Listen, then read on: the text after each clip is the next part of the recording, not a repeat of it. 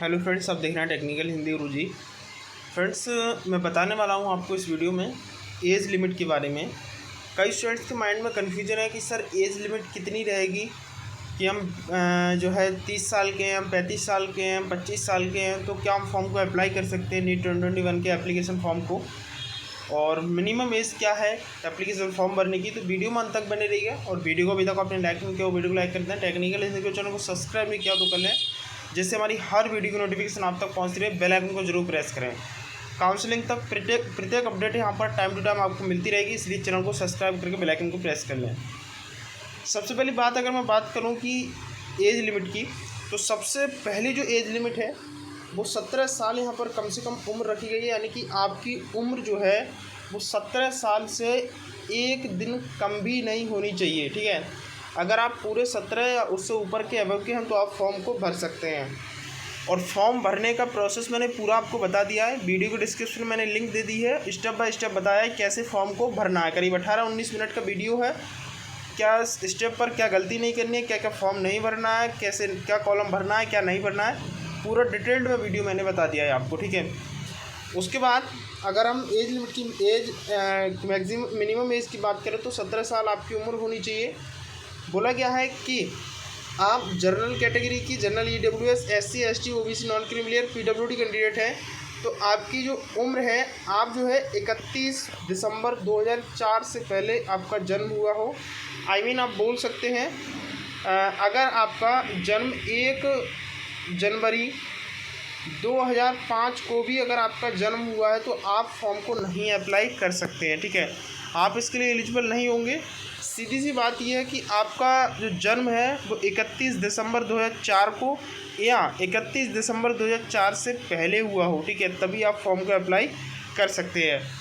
दूसरी condition friends यहाँ पर क्या है कि अपर एज की बात की जाए तो अपर एज इसमें 25 ईयर मांगी गई है, ये जनरल के लिए है। और रिलैक्सेशन इसमें 5 ईयर का दिया गया है। SC ST OBC non creamy layer और PWD कैंडिडेट अगर आप हैं तो आप 30 साल तक के फॉर्म को भर सकते हैं। अगर आप जनरल कैटेगरी के हैं तो 25 ईयर तक आप फॉर्म को भर सकते हैं, यानी 17 साल से 25 साल। और OBC SC ST और नॉन क्रीमी लेयर PWD के लिए 5 साल का रिलैक्सेशन है, तो आप 30 साल तक आप फॉर्म को भर सकते हैं, 17 साल से 30 साल तक। ठीक है, दूसरी कंडीशन मैं यहाँ पर बता दूँ फ्रेंड्स कि अभी फ़िलहाल इसके रिगार्डिंग कोर्ट में जो है अभी फाइनल डिसीजन कोर्ट का नहीं आया है। एज को लेकर के कोर्ट में इसका जो है फाइनल डिसीजन आएगा अपर एज लिमिट को लेकर के, हाई कोर्ट। ठीक है, दिल्ली में इसका अभी डिसीजन नहीं आ पाया है। और इसमें ये साफ साफ बोला गया है, मैं अगर इसको बात करूँ सबसे एक लाइन में अगर बताऊँ कि इसमें क्या बोला गया है, इसमें ये बोला गया है कि अभी तो आप चाहे 30 साल के, चाहे 40 साल के, चाहे 50 साल के, चाहे आप चाचा हो, दादा हो, काका हो, बाबा हो, मामा हो, ठीक है, कुछ भी सही, आप फॉर्म को भर सकते हो। लेकिन फॉर्म भरने के बाद या आपका रिज़ल्ट आने के बाद या काउंसलिंग से पहले या काउंसलिंग के बाद अगर हाई कोर्ट का ये डिसीजन आया कि भाई 25 साल से कम उम्र वाले ही काउंसलिंग में भाग ले सकते हैं, 25 साल तक या 25 साल के उम्र वाले स्टूडेंट्स ही MBBS BDS में एडमिशन ले सकते हैं, तो आपको जो एग्ज़ाम दिया है, चाहे आपने 720 में से 720 क्यों ना लाए हों, आपको वहाँ पर रिजेक्ट कर दिया जाएगा, आपका कैंडिडेट कैंसिल कर दिया जाएगा। आप काउंसलिंग और MBBS में एडमिशन नहीं ले सकते हैं। ठीक है, साफ साफ यहाँ पर बोला है कि the candidates above 25 year are provisionally permitted to appear and their candidature is subjected to be outcome of pending petition before the honourable Supreme Court. ठीक है, तो सुप्रीम कोर्ट में इसका पिटीशन पड़ा हुआ है, और जब तक ये आपका नहीं आ जाता फाइनल, तब तक आप उस लिस्ट में हो, फॉर्म भरने की लिस्ट में, MBBS करने की लिस्ट में।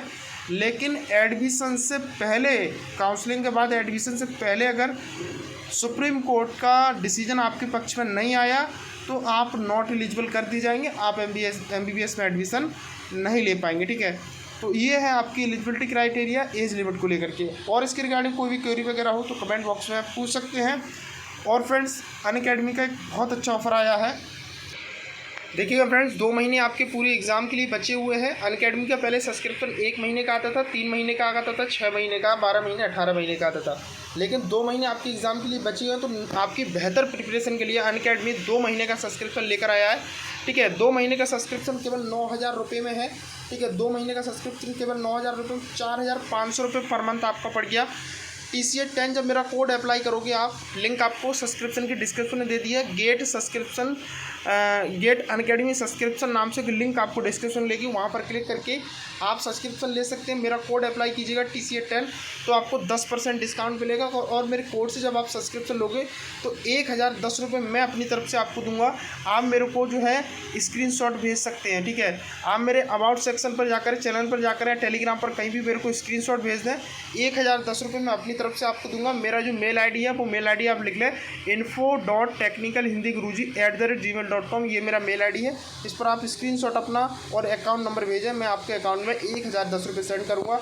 बरसते ध्यान रहे कि आपको मेरे कोड से ही सब्सक्रिप्शन लेना होगा। ठीक है, तो जल्दी सब्सक्रिप्शन ले लें, आज ही सब्सक्रिप्शन ले लें। अगर आप नीट में 650 प्लस स्कोर करना चाहते हैं, उससे एबव करना चाहते हैं तो